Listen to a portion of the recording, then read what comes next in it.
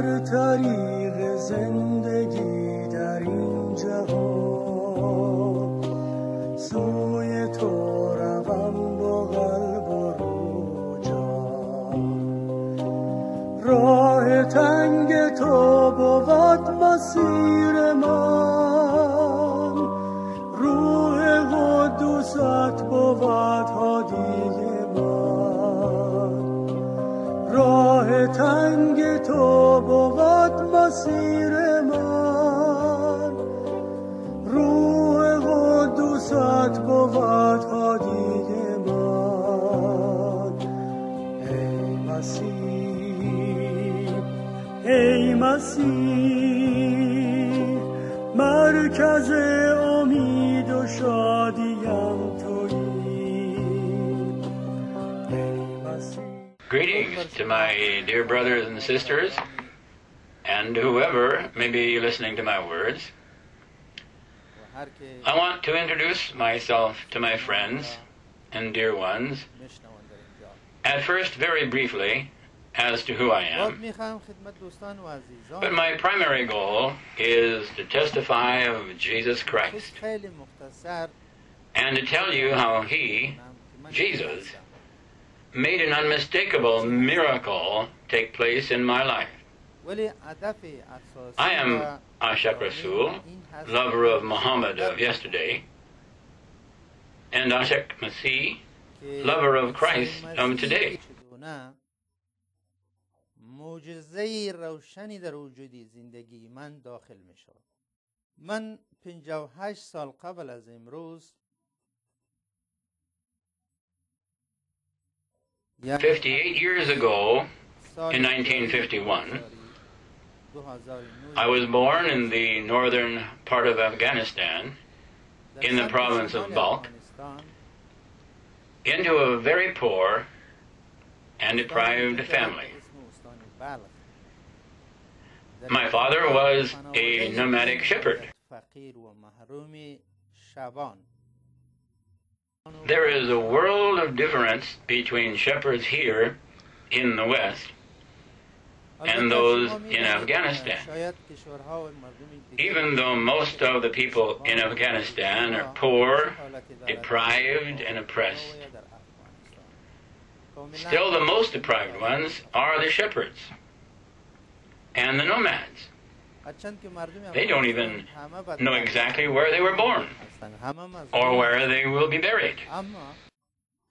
بیشترین حد مظلومیت و محکومیت و محرومیت تاریخی به حق امین بخش شبانان و کوچی های افغانستان از هر جانب صورت گرفته که ما کوچی ها و شبان های افغانستان نه محل دقیق تولد خودمان را میدانیم نداریم و نه محل قبرستانی مشخص و دقیق. Always wandering, always moving from one place to another, from one mountain to another, from one valley to another. با شاق‌ترین کاری مرد و زن In spite of all the hard work for both the man and the woman, it was difficult to get enough money for living. Mostly we lived on dry bread and on one set of clothes per year. But in spite of this, they would praise God for what they did have. صرف نان خشک را به دست بیارد تا بخور و نمیر زنده بماند و باز هم در این حالت خدا را شکر میگویند که لااقل نان خشک داریم، لااقل سال یک بار میتونیم یک لباس داشته باشیم. There were absolutely no other pleasures in life for them. I was born in such a time and in such a family. At that time in Afghanistan, in 1951, it was chaos, with landlords, tribal leaders, mullahs, ignorance, and the king who all ruled over us. The government was oppressive and cruel, being selfish and self-serving, The rest of the people were without hope, condemned and helpless. When I was 7 years old, I realized I had been born in a prison. زمانی که من عرض کردم 7 ساله بودم درک کردم که من به زندان آمدم تولد شدم. And that the woman who is now acting as my mother in reality was not my mother, but my aunt. That is, my father's sister. But in those days, I was not impacted or influenced by these facts that I did not have a mother and that I was born in a prison. I was slightly hurt, but my father and my aunt tried to explain things away by saying that the kids are just trying to mess with you. خیلی یک مقدار کم احساسی کردم، ولی مادر و پدرم برای من و بعضی دوستان نزدیک ترمیم کردن این مسئله را، ولی آهسته آهسته که من به مدرسه دینی تعلیمات دینی و مذهبی و شرایط اسلامی را آموختم. And gradually as I went to school, especially the religious school and also in public school, I learned about geography and history and what the world was all about, and that there was more in the world than what I saw and understood around me. Finally, when I got to be around 12 years old, I told my father that now I understand that there were some criminal acts and atrocities committed toward us when I was born. I went to my father and told him that I needed to know and that I wanted to hear the full details of the story from him and my aunt.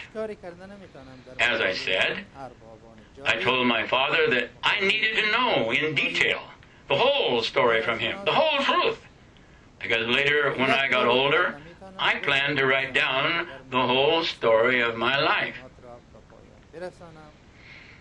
This would be my way of exposing the truth. I would not be able to stand up against these ruling oppressors, but someday I intend to put them all in a book. I said I would do this when I finished my schooling. I will put down in writing this calamity, this disaster and tragic event, and expose it to the whole world. This rest of the world needs to find out what takes place in this land of Islamic culture and what is done to the poor and innocent people by these ruling ones. This is all I would be able to do to them. Even though my father tried to convince me that he did not want me to discuss this issue and revisit his old pain and pour salt on the old wounds, I still insisted and gradually convinced him that I needed to know these facts. And so, my father consented to tell me the story with only one condition. He asked me not to respond or react violently or harshly with the mullahs, not now or ever in the future. When I asked him why not, he said, because here in this land, only the government officials and the mullahs and the landlords have the authority and their law rules. He said there is no other law, and in the court of law, I would have no rights in order to be rescued. Therefore, he was worried that in the struggle for revenge, I would destroy myself. He said that these people were bloodthirsty and that the death of others meant nothing to them. It would be the same as killing flies or mosquitoes. Before I was born, following my father and mother's marriage, their first child was a daughter whom they named Mabuba.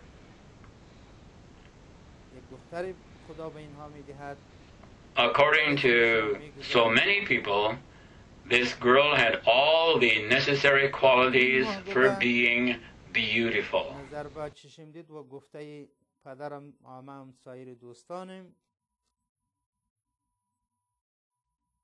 که از هر حیث از لحاظ زیبایی طبیعی شکلی در محیط بی‌نظیر بوده.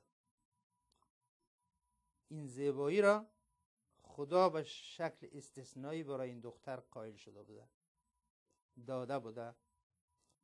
این دختر آهسته آهسته بزرگ می شود در همون محل و محیط، با وجودی که در یک خانواده and was given by God an exceptional beauty beyond measure.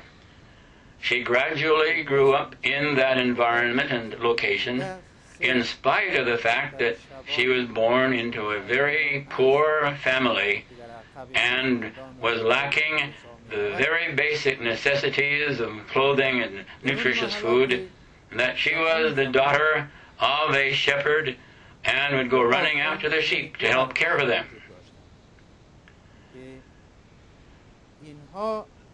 There were also two mullahs who were landlords in that area, and they were always in competition with one another over who can rule over innocent people with more oppression and cruelty and taxation.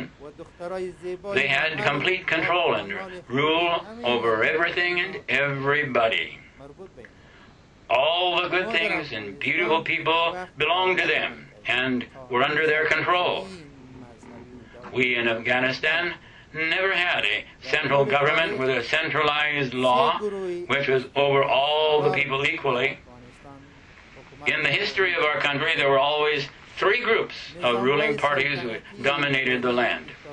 First, there were different governmental administrations and armies that came and went. They were all dictator-like, being self-serving and pleasure-seeking rulers, much like the pharaohs of their time. And second, in the world of Islam, there were always ruling religious mullahs that controlled the people. Third, there were the landlords of the feudal system that ruled over sections of the land and people. These three, in different ways, controlled, ruled, and oppressed the people of the land according to their needs and wants. So, the two mullahs that my father referred to were part of the ruling religious group and also landlords. They both were informed of the beauty of my sister. One of them, who was called Mullah Muhammad Omar Khan Akhund, already had 4 wives, was over 50 years old, and he wanted to marry my sister. و دیگر این که 4 خانم داشته، در عین حال سن و سالش هم بیش از 50 سال بوده. هم در یک وقت خواستگار این خواهر من می شود. The other, who was also very pleasure-seeking and self-serving, lived in a village a little further away, and he had 7 wives at that time. Indeed, he had 7 women in his service as servants. This is the ungentlemanly right of men in Islam, that several mothers become the slaves of one husband. This was not the law of the land of the Aryans before Islam,